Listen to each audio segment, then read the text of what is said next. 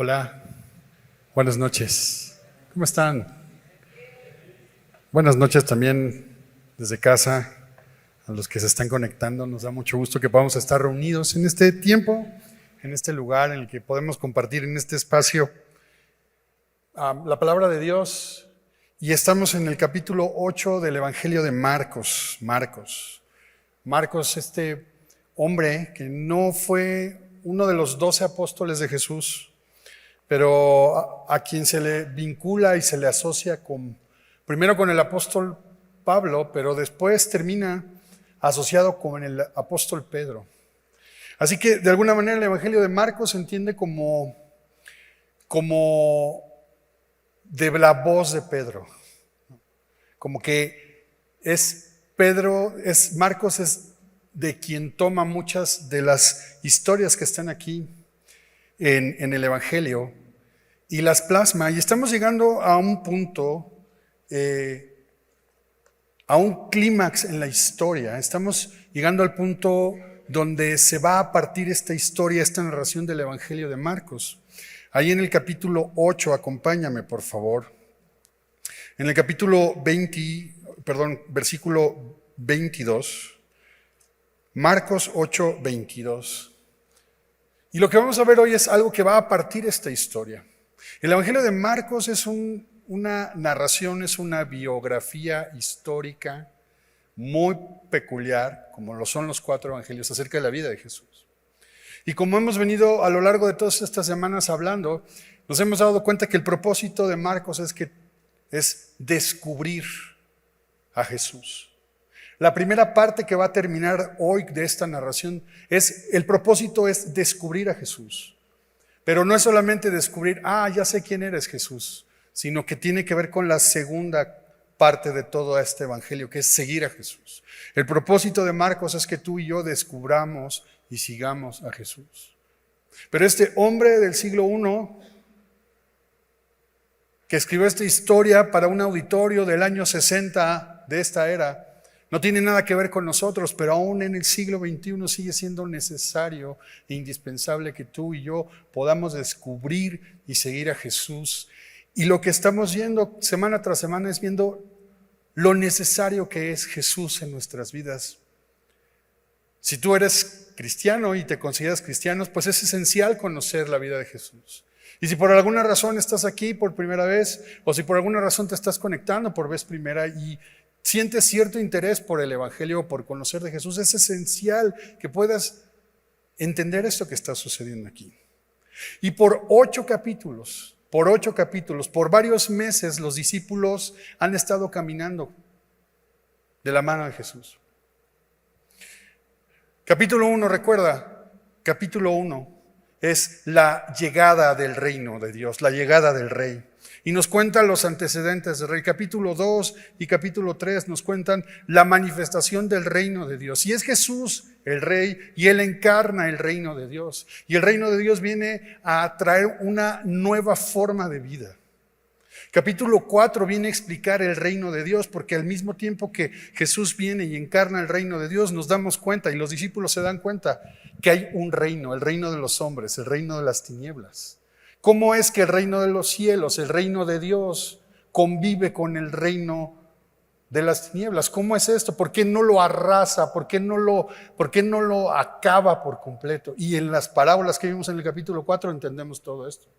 Capítulos 5, 6 y 7 comenzamos a ver las controversias que causa el reino. Empezamos a ver cómo Jesús es cuestionado, pero a lo largo de todas esas historias y enseñanzas está rodeado de encuentros de Jesús con las personas. Jesús comienza su ministerio sanando personas, sana a un leproso. Se encuentra un leproso ahí y le dice al leproso: Señor, si quieres, puedes sanarme. Y Jesús le dice: sí, quiero, sé limpio. Se encuentra un paralítico. Bueno, no se encuentra un paralítico. Le dejan caer del techo un paralítico. Y Jesús le dijo: hijo, tus pecados te son perdonados. Y todos los religiosos: solo Dios puede perdonar pecados. Y les dijo: el Hijo del Hombre tiene autoridad para perdonar pecados. Pero bueno, por causa de ellos, levántate y anda. Y Jesús comenzó a hacer milagros. Comenzó a extenderse su fama a tal grado que ya no puede estar en lugares abiertos, tiene que reservarse. Y Jesús está en esa tensión entre salir y predicar, pero la gente se le abalanza porque quieren tocarle. Y Jesús se deja tocar. Y todo eso ha venido sucediendo, como lo hemos visto. Al grado tal que en 2 ocasiones Jesús ha hecho un milagro asombroso. Primero, da de comer a 5,000 personas.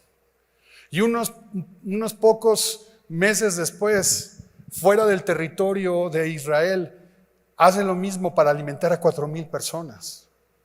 Jesús ha caminado en el mar. Jesús ha demostrado que Él es lo que Marcos 1 dijo, Jesús, principio del Evangelio de Jesucristo, Hijo de Dios. Jesús ha hecho suficientes pruebas, ha dado suficientes pruebas, ha demostrado que Jesús de Nazaret es el Cristo, el Mesías, el elegido, el Salvador, y es Dios, el Hijo de Dios. Y hemos visto cómo ha callado demonios que lo descubren, cómo al mismo tiempo, Marcos 1, se ha oído una voz del cielo que dice, Él es mi Hijo amado, presten atención, en Él tengo complacencia. Hemos visto cómo se acercan a Él confiando como Señor.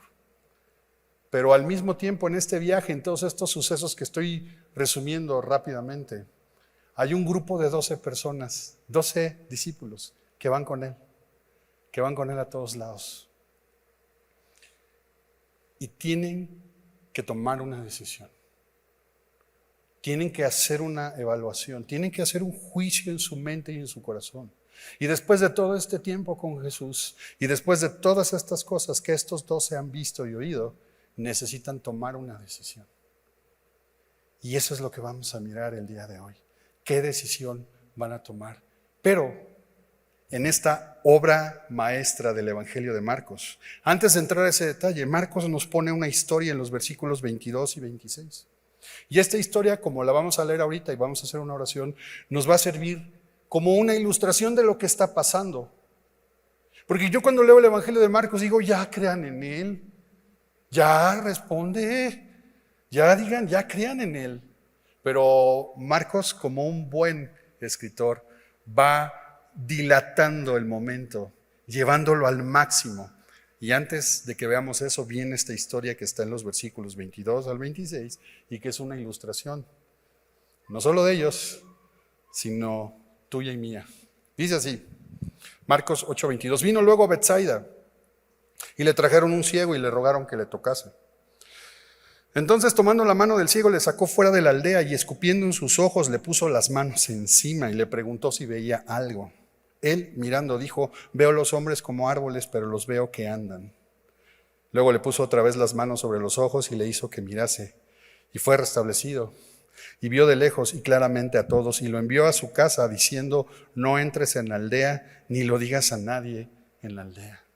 Señor, estamos abriendo tu palabra. Estamos delante de ti con la convicción de que nos estás hablando a nosotros, Señor, de que tú quieres mostrarnos algo, que tú nos quieres enseñar algo. Y nosotros, Señor, aun cuando reconocemos nuestra incapacidad, queremos aprender y te pedimos que abras nuestros oídos, pero también nuestros ojos y nuestro corazón para recibir tu palabra, Señor. Te lo pedimos en el nombre de Jesús. Amén. Veo los hombres como árboles, pero los veo que andan. ¿Sabes? Si yo me quito los lentes, me pasaría lo mismo que este hombre. No veo nada, o veo sombras nada más. No me quito los lentes porque es como pedirle a Spider-Man que se quite sus lentes, ¿no? O a Batman su capa, pierde su identidad. Entonces ya yo duermo hasta con lentes, porque cuando sueño sin lentes, no veo claramente lo que soñé. Entonces, cuando me pongo los lentes y me quedo dormido con los lentes, puedo ver claramente lo que soñé. Así que tenemos a un ciego, un milagro más. Ahora, hace unas semanas se parece este milagro, ¿no? A un hombre sordo y mudo. Y Jesús utilizó este mismo...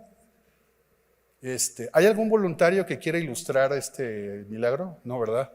¿Qué es esto? Otra vez, esta extraña forma de Jesús de hacer este milagro. Ahora, hay dos cosas que me llaman la atención aquí que quiero que veamos. La primera es que le llevan a un ciego, pero él lo toma de la mano y lo saca de la aldea. Lo saca de la aldea. Se lo lleva aparte. Y esto implica que es un milagro que va a hacer solamente delante de los ojos de sus discípulos. Ahora, lo que más me impacta no es el método, porque el uso de la saliva en ese tiempo era común para sanar. Así que nos espanta a nosotros, pero no les espantaba a ellos. Así que eso no es lo que más nos debe espantar, sino, ¿sabes qué es lo que me llama la atención? Que es el único milagro que no se concreta al instante. O sea, no sanó inmediatamente. Y entonces, ¿qué pasó con Jesús? ¿Le falló algo? ¿Por qué? ¿Por qué pasa esto? Y me llama la atención porque Jesús lo está haciendo a propósito. No solo está haciendo a propósito el tomarlo y aparte, sino también el llevar a cabo este milagro en etapas, en un proceso. No es un accidente y no es falta de poder, es a propósito. Entonces, quiere decir que esta historia y este evento, este suceso funciona como una lección especial para los discípulos. Y quiere decir que Jesús ha comenzado a hacer una obra en los discípulos, que los discípulos son ciegos, que no pueden ver, pero Jesús los llama para tomarlos y ha comenzado a hacer una obra en ellos, pero aún los discípulos no alcanzan a ver con claridad. Ven los hombres como árboles y los árboles que andan. Pero la segunda intervención o la continua intervención de Jesús hace que este ciego y es una esperanza para los discípulos. La intervención reiterada de Jesús va a hacer que ellos sean restablecidos y puedan ver claramente las cosas. Así que esta es como una parábola, es como una ilustración. Y es una parábola y una ilustración que pretende que tú y yo veamos que la vida cristiana es un proceso de transformación. Que Dios quiere que veamos claramente quién es Él. Que Dios quiere que descubramos quién es Él. No se está escondiendo a propósito. Y que Dios quiere que le sigamos sin reservas. Pero es un proceso. Y necesitamos reconocer en qué parte de ese proceso nos encontramos. ¿Ciegos? ¿O sin entendimiento? ¿O débil de vista? Es decir, no entendemos del todo o completamente con la vista clara. Es decir, hemos entendido, hemos descubierto y hemos decidido seguir a Jesús. Es bien importante, esto es una esperanza para nosotros. Lo fue para los discípulos, pero es para nosotros porque es un proceso. Solo tú y yo necesitamos descubrir en dónde nos encontramos. Y tú y yo necesitamos entonces saber en qué etapa estamos y reconocer que Jesús nos está tomando de la mano en ese proceso para sacarnos de la aldea, para sacarnos de esa realidad en la que nosotros creemos que vivimos y llevarnos a otra realidad, la realidad que nos da Jesús, la realidad del reino de Dios en nuestras vidas.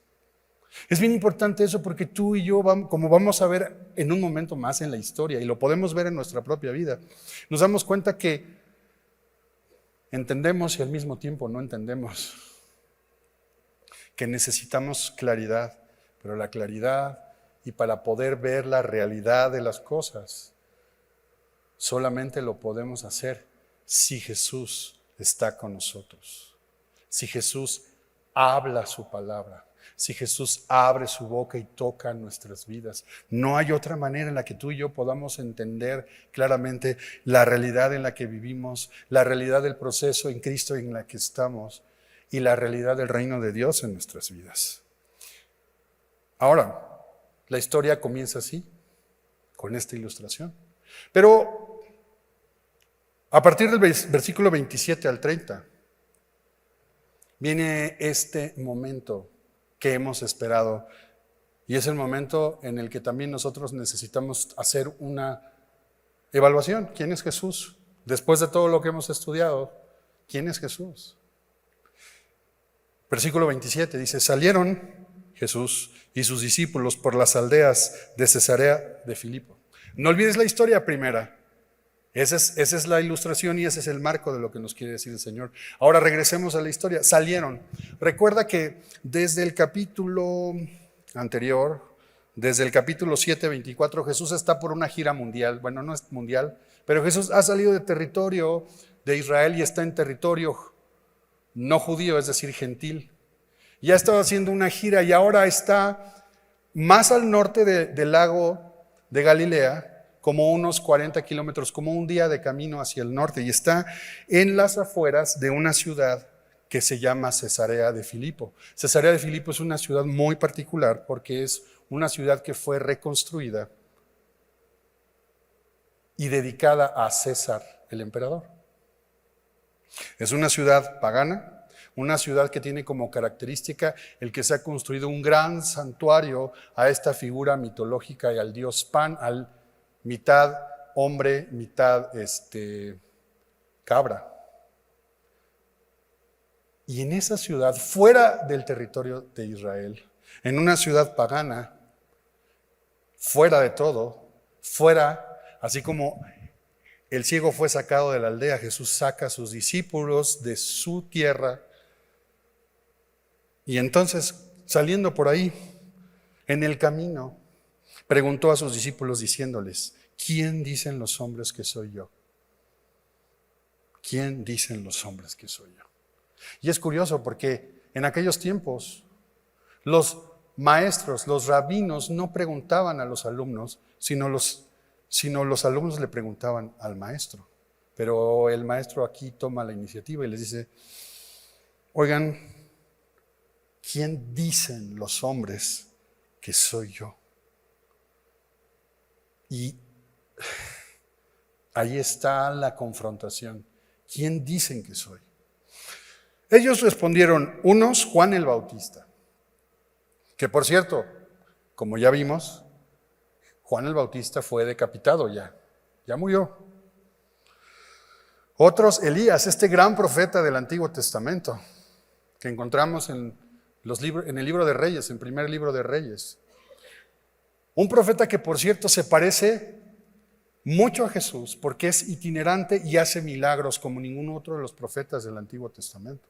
Cuando tú lees a partir del capítulo 17 del primer libro de Reyes, te vas a dar cuenta que parece que estás leyendo los evangelios solamente unos cientos de años antes.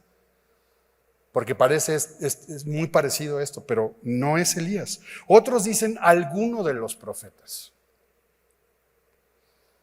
Entonces imagínate que están caminando y están dialogando de esto. Entonces viene otra vez Jesús con sus preguntas. Muy bien, ¿y vosotros quién decís? ¿Quién decís que soy? Y ahí ya no hay escapatoria. Porque tienen que responder. ¿Quién dicen ustedes que soy? A ver. Esta es una pregunta difícil. Pregunta de examen. Y no solo de examen, de vida o muerte, ¿no? ¿Quién dicen ustedes que soy yo? Y respondiendo Pedro, le dijo, tú eres el Mesías, tú eres el Cristo.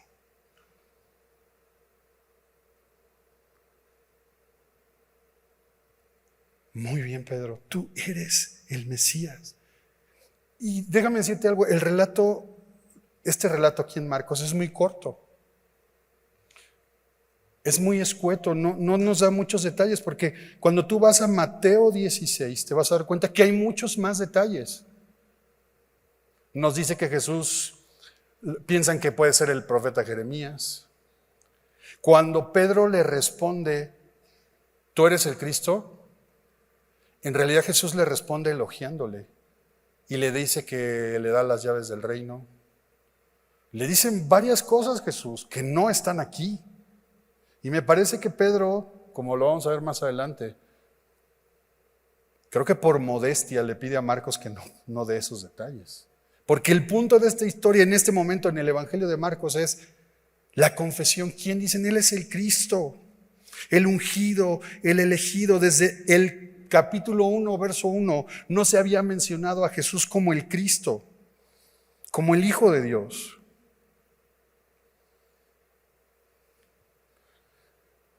Y entonces Pedro, como este representante, que vamos a ver en el Evangelio de Marcos, que a partir de aquí continúa teniendo siendo el portavoz de los discípulos.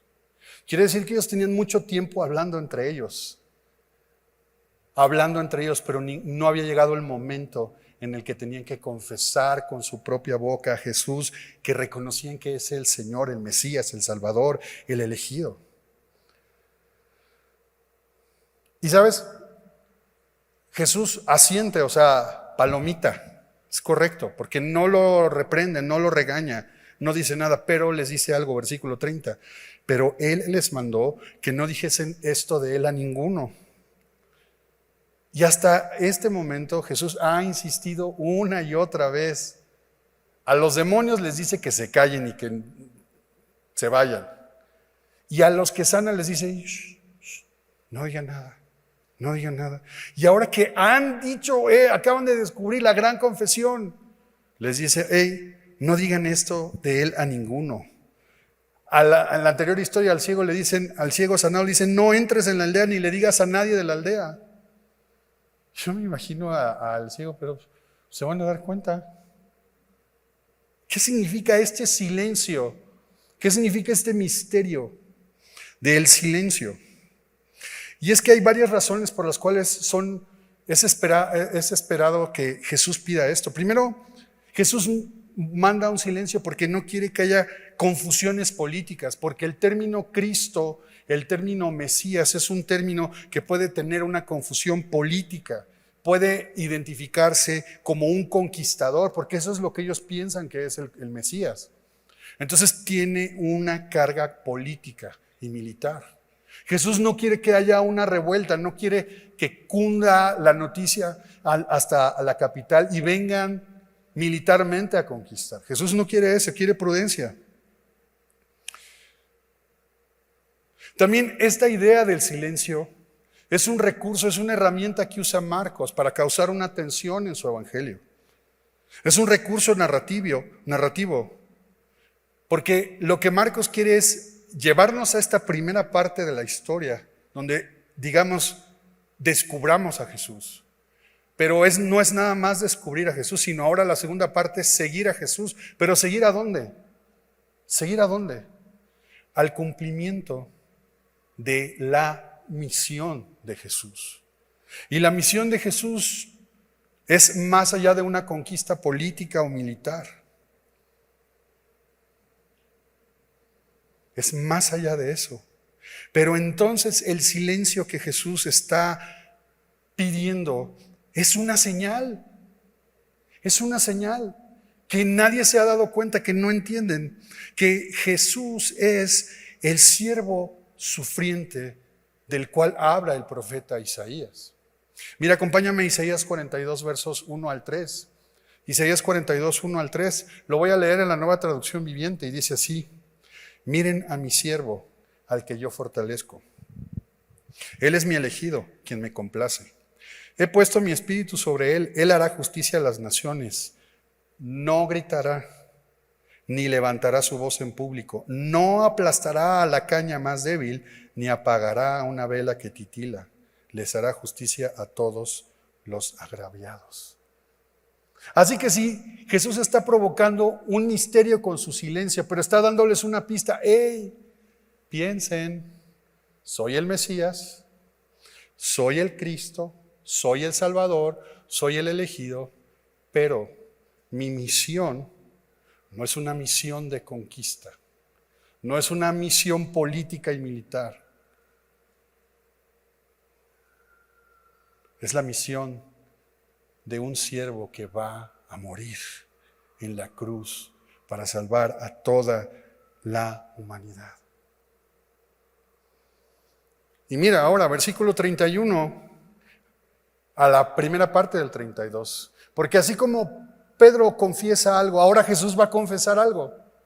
Confesiones le podríamos llamar a esta enseñanza. Porque entonces comienza esta segunda parte del Evangelio de Marcos y dice Jesús, la respuesta ante la declaración, la confesión de los discípulos es que comenzó a enseñarles que le era necesario al Hijo del Hombre padecer mucho y ser desechado por los ancianos, por los principales sacerdotes y por los escribas, y ser muerto y resucitar después de 3 días. Esto lo decía claramente. Ahora fíjate que es interesante esto. Pedro le dice, tú eres el Cristo. Pero Jesús no dice, sí soy el Cristo, sino la confesión de Jesús es, ¿qué título usa Jesús? El Hijo del Hombre. Jesús nunca dice que Él es el Cristo. Jesús siempre dice, 78 veces en los evangelios, Jesús siempre dice, yo soy el Hijo del Hombre. Confesiones. Ahora Jesús dice, hey,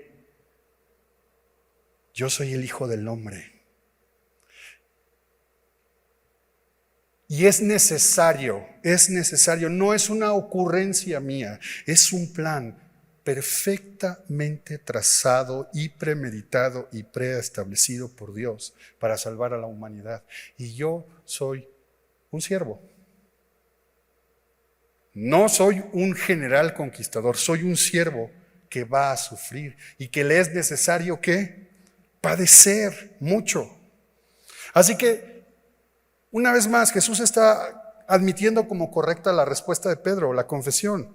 Pero Jesús no va a utilizar ese título, sino Él se nombra como el Hijo del Hombre. Un título que está lejos de cualquier idea política, militar y religiosa. Que Jesús usa el nombre del Hijo del Hombre o el título de del Hijo del Hombre tiene varias implicaciones. Una primera tiene un significado profético, un significado apocalíptico, como lo hemos ya explicado en el libro de Daniel capítulo 7, verso 13. Se nos habla de el Hijo del Hombre que vendrá. Entonces hay un significado profético ahí. Pero Jesús mismo en el Evangelio de Marcos, allí en el capítulo 2, cuando sana al paralítico, Jesús dice, el Hijo del Hombre tiene autoridad para perdonar pecados. Así que la idea del Hijo del Hombre es la idea de la autoridad presente y terrenal de Jesús. La autoridad divina en la tierra. Pero fíjate que número 3 es muy interesante porque Jesús se presenta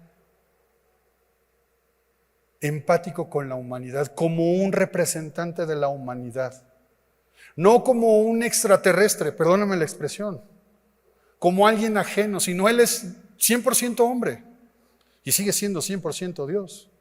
Pero Él se presenta como el representante de la humanidad, como la cabeza de la humanidad. Después el apóstol Pablo va a decir que Jesús es el segundo Adán o el postrer hombre. Adán falló y pecó, pero Jesús viene a ser este hombre en quien representa a todos los hombres, siendo justo y perfecto y da su vida para salvar a todos los demás. Así que, entre confesiones, ¿no? Tú eres el Cristo, sí, es cierto, pero Pedro, no vengo como tú piensas que es el Cristo.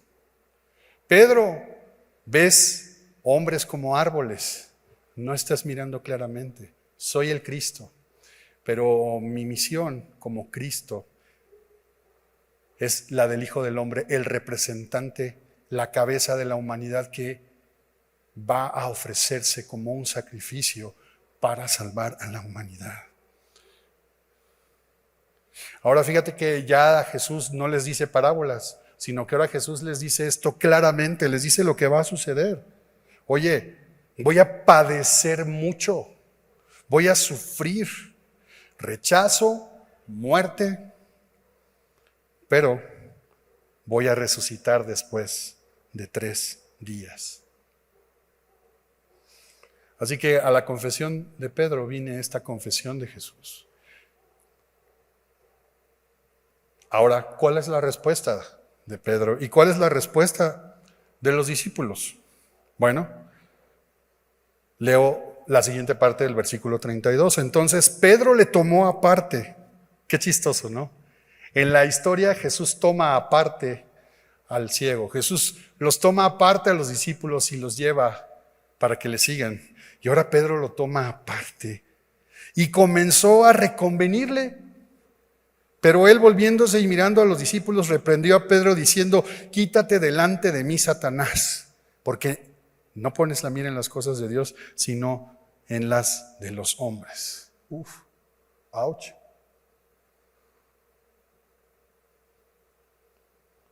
Ay, ay, ay. Le dijo bien feo. Y no como en el Chavo del 8, ¿no? Que el perro se llamaba Satanás, ¿no? Pero ¿cómo? Pedro acaba de confesar, acaba de sacar 10, tú eres el Cristo. Y unos instantes después Pedro está reconviniéndole. Pedro, ahora, es una dura reprensión, es una reprensión. Ahora, Jesús no está diciendo que Pedro está poseído en ese momento por Satanás. No lo está desechando tampoco, sino lo que está diciendo es que en ese momento Pedro está siendo influenciado por Satanás. Está siendo influenciado por esta idea de no ir a la cruz, de no cumplir la misión. Y en ese sentido, Pedro está haciendo la labor de Satanás. Pero ojo, hay algo más, porque, ¿sabes? Nos muestra que Pedro no está viendo claramente las cosas. Y en un sentido, como hemos visto en los últimos capítulos, la verdad es que Pedro y sus discípulos no son muy diferentes de los fariseos. No son muy diferentes de los escribas. No son muy diferentes a los gentiles. Porque todos ellos no pueden ver claramente quién es Jesús y aún no pueden entender la naturaleza de esa misión del Mesías como un siervo sufriente. La única diferencia en Pedro, la única diferencia, ¿sabes cuál es? Que Jesús lo sigue tomando de la mano. Esa es la única diferencia. Y que después de decir, Pedro está diciendo, veo árboles, veo hombres como árboles. No está entendiendo, no está viendo claramente. No está entendiendo claramente. Jesús tiene que morir en una cruz. Se va a ofrecer con un sacrificio para salvarnos. Va a sufrir, va a padecer mucho. Pero es el camino de la salvación. Pedro, Jesús no viene a hacer una revuelta, no viene a conquistar el mundo de la manera en la que tú piensas. Que por cierto, los discípulos también pensaban de esa forma. En unos capítulos, en un par de semanas más, vamos a ver cómo se están peleando por quién es el secretario de Gobernación y quién es el secretario de Hacienda y quién es el procurador y todo eso. Porque tienen una idea equivocada, es decir, no están viendo claramente lo que implica esto que Jesús les está diciendo claramente y no lo entienden. Está tentando a Jesús para rechazar el sufrimiento. Pedro no ve claramente, tiene una visión distorsionada de Jesús. Pedro ha leído selectivamente la Biblia, el Antiguo Testamento, y solamente está tomando esos pasajes que hablan del Mesías como un conquistador.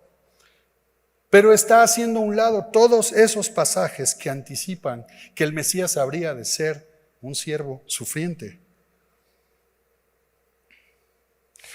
Pedro tiene una visión distorsionada de Jesús, no solo por una lectura equivocada del Antiguo Testamento y de las profecías, sino porque hay una ambición en su corazón. Hashtag es Jesús, ¿no? Entonces estoy con el bueno. Hay una ambición en su corazón. Pero Pedro también está teniendo una visión distorsionada porque tiene una cosmovisión equivocada, una forma de mirar a Jesús de acuerdo a lo que él cree que debe ser Jesús.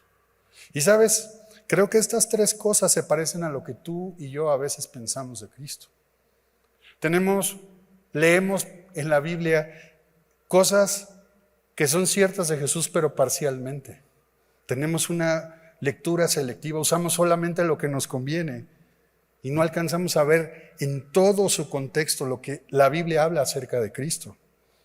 Nos acercamos a Cristo con ambiciones en nuestro corazón, con deseos, no necesariamente equivocados o pecaminosos, pero tú y yo nos acercamos a Cristo desde una perspectiva, desde algo que deseamos. El punto es que cuando no sucede lo que nosotros esperamos, nos decepcionamos y le echamos la culpa a Él. Y sabes, desde nuestra propia cultura, educación, incluso desde nuestro trasfondo religioso encasillamos a Jesús.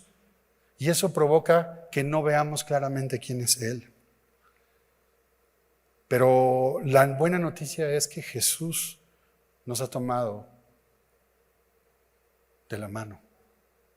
Y la buena noticia es que Él va a hablarnos y nos va a guiar. Y ha iniciado ese proceso y va a seguir con ese proceso a pesar de que hagamos uno de los osos que hace Pedro en la Biblia. Por eso creo que Pedro es bastante mesurado cuando le cuenta estas historias a Marcos y no le pide que cuente los elogios de los que sí habla Mateo en el capítulo 16. ¿Cómo es posible? Pero sí es posible, porque tú y yo pasamos de una confesión como la de tú eres el Cristo, como a un reclamo de Señor, ¿por qué las cosas son así? Yo no voy a sufrir, ni tú tienes que sufrir. Tienes el poder, y sí lo tiene. Pero Él está haciendo algo en nosotros que no alcanzamos a ver con claridad. Pero así como Dios con Jesús lo llamó a una misión, así Dios nos ha llamado a una misión. Una misión que comienza por una transformación en nuestras vidas. Y esa transformación tiene que pasar necesariamente por el padecimiento. Así que en realidad esa es una dura reprensión para Pedro, pero es una vez más una forma en la que Jesús está limpiando sus ojos para que pueda ver claramente. Por eso Jesús les dice, versículos 34 en adelante, llama a la gente y a sus discípulos y les dice, si alguno quiere venir en pos de mí, niéguese a sí mismo y tome su cruz y sígame. Porque todo el que quiera salvar su vida la perderá, y todo el que pierda su vida por causa de mí y del evangelio la salvará. Porque ¿qué aprovechará el hombre si ganare todo el mundo y perdiere su alma? ¿O qué recompensa dará el hombre por su alma? Porque el que se avergonzare de mí y de mis palabras en esta generación adúltera y pecadora, el Hijo del Hombre se avergonzará también de él, cuando venga en la gloria de su Padre con los santos ángeles. También les dijo, de cierto os digo que hay algunos de los que están aquí que no gustarán la muerte hasta que hayan visto el reino de Dios venido con poder. Y ahora entonces, estos versículos 34 al versículo 1 del 9, ahora son una explicación de Jesús, ¿ok? ¿De qué sirve descubrir y seguir a Jesús? ¿En qué consiste? ¿Qué significa entonces ser un seguidor de Jesús? Y lo que significa es seguir a Jesús en el sufrimiento. En otras palabras, es enfrentar la vida tomado de la mano de Jesús en este mundo como es. Que por cierto, Jesús lo describe así. Un mundo, una generación adulta y pecadora, que no es de fiar, engañadora y lejos de Dios. Pero Jesús está diciendo, enfrenta la vida desde la perspectiva de Dios, con la mano de Jesús, porque Él es el Salvador, Él es el Hijo del Hombre, Él es el siervo sufriente. Y sabes, sí, estos versículos son muy fuertes, son duros, se me hace muy duro, es complicado hablar de esto, porque es completamente contracultural lo que Jesús está diciendo. Porque todo lo que escuchamos todos los días es, sé tú mismo, sé un campeón, no campeón. Sé lo que quieras ser, consigue y conquista tus sueños, lucha. Y si hay algo malo en ti, dentro de ti está la respuesta. Y Jesús está diciendo todo lo contrario. Está diciendo exactamente lo contrario. ¿Quieres venir en pos de mí? Niégate a ti mismo, toma tu cruz y sígueme. Así que sí, Estamos en una tensión. Y Jesús pone claramente esa tensión. ¿Cuál es esa tensión? ¿Cuáles son esos extremos? Entre la persona de Jesús y la misión de Jesús hay una tensión, porque hasta este capítulo 8 vemos a gente maravillada y asombrada por lo que hace Jesús. Y ahora vemos la misión de Jesús, que es padecer. Entonces, entre el asombro y lo maravilloso y el padecimiento hay una gran tensión. Entre esta vida del reino de Dios y el reino de las tinieblas que están conviviendo. Y esta tensión que existe, como Jesús lo pone, el que quiere salvar su vida, el que quiere ganar el mundo frente al que quiera perder su vida o quiera perder su alma. Vivimos en esta tensión que claramente Jesús, al reprender a Pedro, le dice: oye, estás poniendo la mira ¿en dónde? En las cosas de los hombres. Y entonces vivimos también una tensión entre, ¿cuáles son las cosas de Dios y cuáles son las cosas de los hombres? Tengo que poner mi mirada en las cosas de Dios y no en las de los hombres. Y eso es lo que Jesús nos está diciendo. Entiende, ve claramente quién soy yo y ve claramente qué significa seguir, sé que me sigas. Pero no como un castigo, no es padecer de, no, es que necesitamos tener presente que Jesús nos está invitando a un viaje y a un proceso de transformación donde Él es el que nos ha tomado de la mano, donde Él es el que nos va a limpiar los ojos y no nos va a soltar y nos va a llevar de la mano con Él. Esa es la esperanza. La esperanza es que el ciego pudo ver claramente las cosas. La esperanza es que al final de este evangelio, estos débiles y torpes discípulos, después de 30 años, pudieron cumplir la misión que Jesús les dio y vivieron para Él, a pesar de esto que acabamos de ver. Así somos tú y yo como Pedro. En un momento podemos confesar a Cristo y en el otro punto queremos reprenderlo, regañarlo. Descubrir y seguir a Jesús es un proceso de transformación. Entonces tú y yo vivimos entre querer salvar la vida o querérsela entregar a Dios. Querer salvar la vida. Vida, psique, de psicología. Es una palabra que se refiere a la existencia misma, a la personalidad o a la identidad, al alma, al ser, a la existencia misma de nosotros. Fíjate cómo nos pone el que quiere, querer, la voluntad. ¿Qué queremos? ¿Qué queremos? Jesús les dice, ¿qué quieres que te haga constantemente? ¿Qué quieres?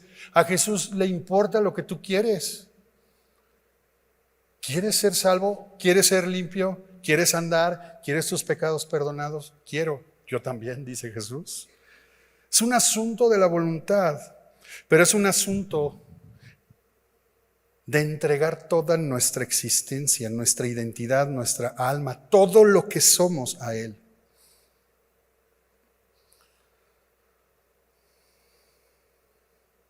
Todo el que quiera salvar su vida, todo el que quiera perder su vida, todo el que quiera ganar el mundo, todo el que quiera perder su alma, pasa por esto.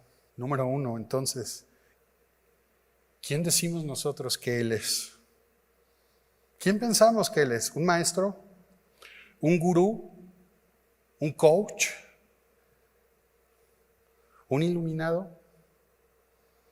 ¿A alguien que me salva para darme lo que yo quiero y hacerme más feliz? ¿O pienso que es una fantasía esto? Porque estas son las posturas acerca de Jesús en este tiempo. ¿Quién dicen que Él es? Pero ¿quién es Jesús en mi vida? ¿Quién es Jesús en mi vida? Y yo sé que tenemos certeza de quién es Él, por eso estamos acá. Pero sé que batallamos con la claridad en el día a día de nuestra vida. Sé que es todo lo que necesito, pero no alcanzo a entender cómo es que está obrando en mi vida. ¿Te pasa eso? Yo sé que Él es el Mesías. Yo sé que Él es todo lo que necesito. Yo sé que es lo único que basta a mi vida. Pero, Señor, ¿cómo es que estás obrando en mi vida en este momento que no entiendo nada porque veo hombres como árboles y los veo que andan? ¿Cómo descubro, cómo sigo a Jesús en mi vida en este momento? ¿Cómo lo hago? ¿Cómo le hacemos? Y lo que Jesús nos ha enseñado en este momento es que descubrimos a Jesús, descubrimos a Cristo en su humanidad, el Hijo del Hombre, en su tarea de salvar a la humanidad. Y su humanidad revela su divinidad. Y Jesús mismo sabe que no podemos descubrirlo sin Él o aparte de Él. Así que al mismo tiempo descubrimos a Jesús y podemos seguir a Jesús en nuestra humanidad, en nuestra necesidad, en nuestra ceguera, en nuestra debilidad, en nuestra confusión. Solo si dejamos que Él nos tome de su mano y no nos soltamos de su mano. Por eso, mis amados hermanos y mis amadas hermanas, ¿qué cosas no entiendo en mi vida hoy? ¿En qué cosas no hay claridad? ¿En qué cosas no entiendo? Me son ocultas. Que puedo entender que Cristo es lo que necesito, pero no entiendo si lo que estoy haciendo es perder la vida o salvar la vida. ¿En dónde estoy poniendo mi existencia, mi ser, mi identidad, mi confianza?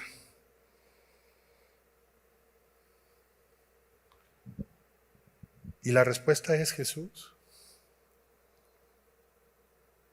¿Qué tenemos que hacer entonces? Reconocer en qué estado estoy, completamente ciego. Sería alguien que no entiende nada y no sabe nada. Puede ser ese caso. Pero si ese fuera tu caso el día de hoy, creo que Jesús ya está haciendo una obra en ti. Pero a lo mejor ya has dado ese paso más. A lo mejor tienes un poquito tiempo en la fe o ya tienes mucho tiempo. Bienvenido, porque no es una cuestión de tiempo. No es que entonces ya podemos ver bien, no podemos ver claramente todas las cosas que acontecen en nuestra vida. Podemos reconocer que Cristo es nuestro Salvador. Podemos reconocer que Él es todo lo que necesitamos.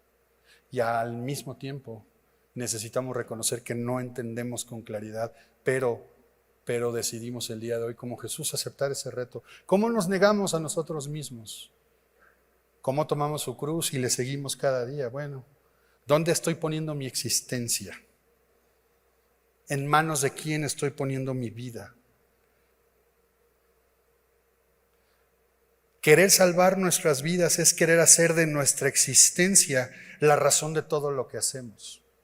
Pero querer perder nuestra vida es querer hacer de Jesús la razón de nuestra existencia, el centro de nuestra existencia, la razón de nuestra vida. Es dejar que Él fije mi identidad. Soy un hijo de Dios. Dejar que Él viva en mí y fije mi propósito. Tengo esperanza en Él. Y sí, todo eso pasa por una palabra que no nos va a gustar y con eso voy a terminar. Si Jesús padeció mucho, nosotros tenemos que padecer igualmente. 30 y tantos años después, Pedro escribió, 1 de Pedro capítulo 4, verso 1 y 2. 1 de Pedro 4, verso 1 y 2. 30 y tantos años, Pedro. Ahora puede ver claramente. Claramente puede ver las cosas. Y mira lo que les escribe a estos hermanos del siglo I que están padeciendo demasiado por creer en Cristo. Que probablemente no es nuestro caso. Sin embargo, tú y yo padecemos estas tensiones de las que hablamos. Pero fíjate lo que les dice Pedro, capítulo 4, verso 1. Puesto que Cristo ha padecido por nosotros en la carne, vosotros también armaos del mismo pensamiento. Pues quien ha padecido en la carne, terminó con el pecado para no vivir el tiempo que resta en la carne conforme a las concupiscencias de los hombres, sino conforme a la voluntad de Dios. Padecer. Dentro de nosotros va a haber estas tensiones todo el tiempo. Ese es padecer. Hay muchos sufrimientos y padecimientos. Por la fe, por las circunstancias de la vida como seres humanos que son comunes a todos los seres humanos. Pero ahora tú y yo, dentro de nosotros hay esta batalla, esta tensión entre los deseos del espíritu y los deseos de la carne, entre hacer la voluntad de Dios y no hacerlo. Hay esa batalla y tenemos que padecer. No se va a acabar eso, vivimos con eso. Pero ahora vivimos con la esperanza de que el que comenzó la buena obra la va a terminar, porque la hizo con Pedro, la comenzó con Pedro y la terminó con Pedro, y la puede hacer con cada uno de nosotros, si nosotros decidimos entregar toda nuestra existencia en Él, depositar toda nuestra existencia en Él. Y entonces eso significa, sí, perder la vida, pero en realidad es ganar la vida, porque la ganamos en Él. Entonces, perdiendo, ganamos, y muriendo, vivimos. Y mientras tanto, es en la obra de Cristo en la que tú y yo podemos descansar. Ármate, prepárate de este mismo pensamiento de Jesús, para no vivir el tiempo que resta en la carne, conforme a los deseos de la carne, sino que conforme a la voluntad de Dios. ¿Por qué no oramos? ¿Y por qué no te preguntas en qué parte del proceso estoy? ¿En qué parte del proceso estoy? ¿Qué cosas no veo claramente? ¿Qué cosas no entiendes? Y simplemente se las entregamos al Señor. Eres bueno, Señor. Y venimos con agradecimiento delante de ti por tu palabra. Y, Señor, vemos hombres como árboles. Y vemos que andan, vemos que se mueven. Vemos a medias, vemos sombras, no vemos con claridad. Y vemos cómo todas las circunstancias alrededor de nuestra vida se mueven en la sombra. Y no vemos claramente. Señor, has depositado una convicción en nosotros de que eres nuestro Salvador y lo creemos con todo el corazón. Pero al mismo tiempo, Señor, vivimos, sentimos, batallamos y no entendemos, Señor, lo que sucede en nuestras vidas. Pero sí entendemos, Señor, que nos has tomado de tu mano. Señor, hoy levantamos nuestras manos delante de ti para agarrarnos de ti.